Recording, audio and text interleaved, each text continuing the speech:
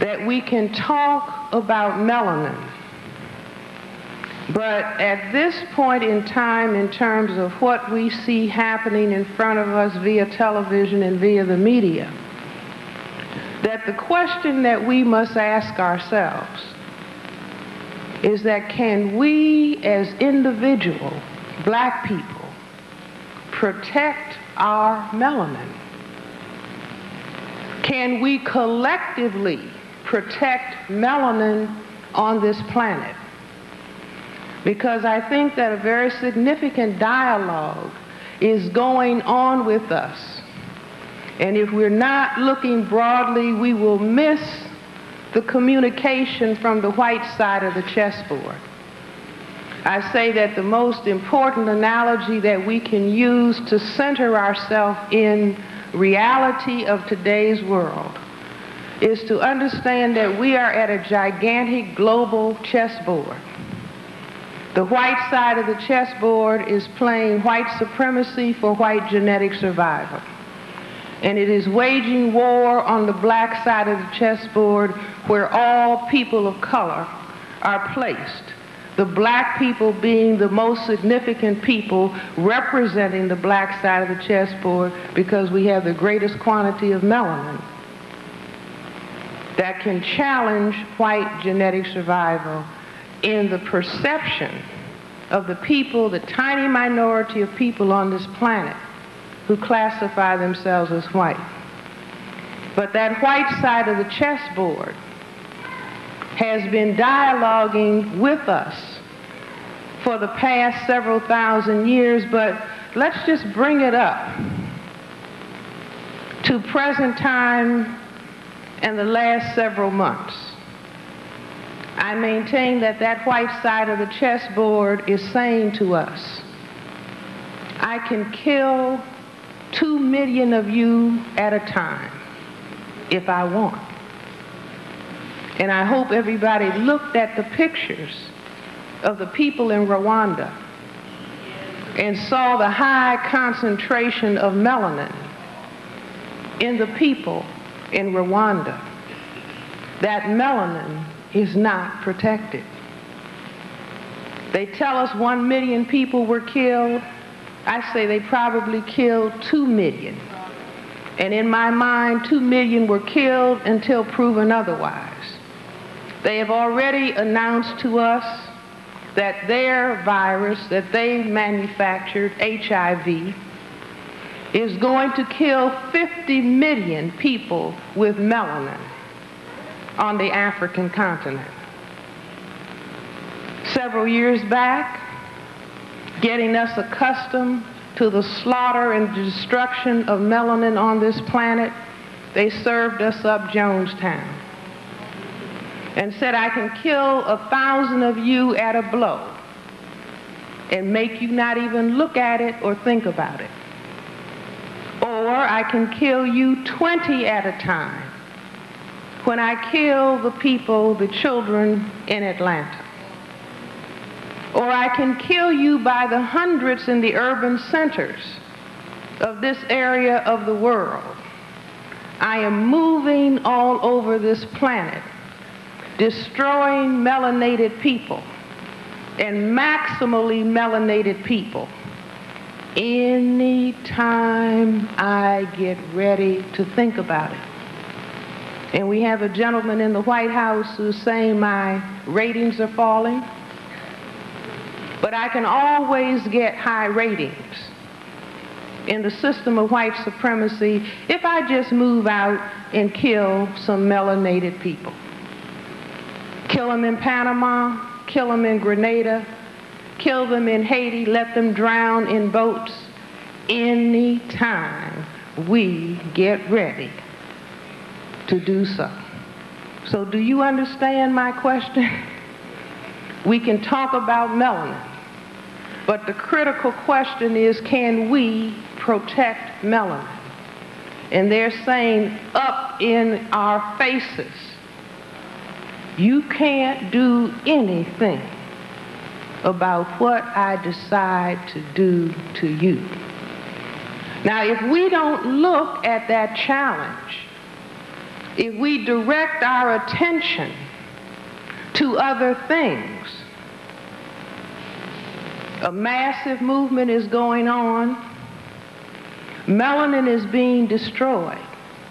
But the system of white supremacy says, I will be able, by offering grants, I will be able by offering jobs, to tell you that you are the cause of the death of black people. I'll be doing it, but I'll make you focus on yourself and try to figure out how you can destroy one another. I'll do it to you in Rwanda. I'll set up the Hutu and I'll set up the Tutsis. I will give each group all the weapons they need. And I say, now I have taught you to hate your melanated selves. Now you fight each other. I'll do it to you on the streets in Los Angeles. I'll set up one group, the Crips, and another group, the Bloods. I'll set up all kind of Muslim groups and say, fight each other. I know I can get you to do it because I have programmed you for thousands of years to hate black. But if we don't see that this war is on the table, we will go off focusing on something else altogether, and the slaughter will continue. So I say, and I know you've heard me say this before, that when I say that the system of racism, white supremacy, is the critical thing that we must focus on, because that is what is waging war against us.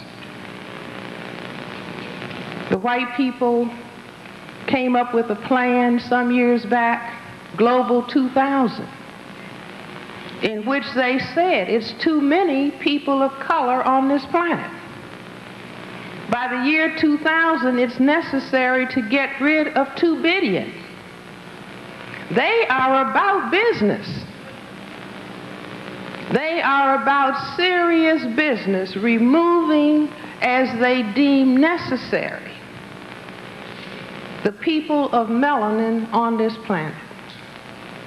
If we do not understand and make an analysis that this is fundamental, it is this dynamic that is taking us out. Everything that we look at, everything else, I believe, and I could be wrong, but as it comes to me, it will be in vain. Everything that we are studying is important. Everything that we look at has high-level significance. But if we are not understanding this massive war and what is at stake, I believe we will not be able to apply our energy force in a laser-type manner so that we really begin to neutralize the war that is coming at us. To me, it is critically essential for us to develop or to articulate a new world order of dialogue. At each and every turn, we have to be saying to the white side of the chessboard, to the people globally who classify themselves as white. There's no other reason for people to classify themselves as white on this planet other than for the purpose of practicing white supremacy. And so if we begin to escalate, I'm going to ask the people if they let the little babies be quiet, because they're running up and down is getting at me at this late hour.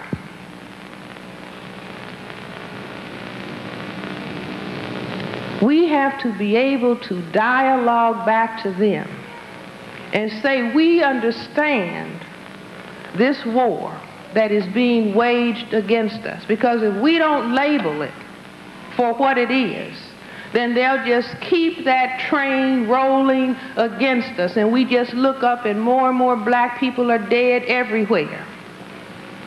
But we're not telling them, look, we understand what you're doing, and we understand precisely why you are doing it. They are working very, very hard to get us away from talking about racism, white supremacy.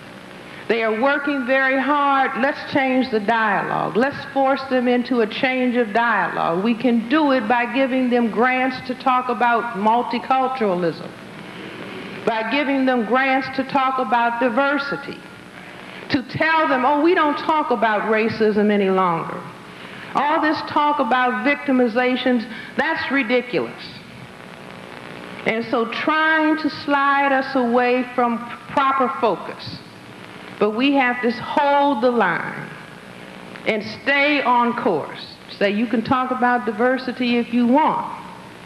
Why don't you sit over there and write the definition of what you mean by diversity? You can focus on multiculturalism if you want. This is our dialogue to the white side of the chessboard. Sit over and define what it is that you're talking about. I've asked them, what do you mean by diversity? They can't answer it. What do you mean by multiculturalism? They can't answer it. These are play words and play concepts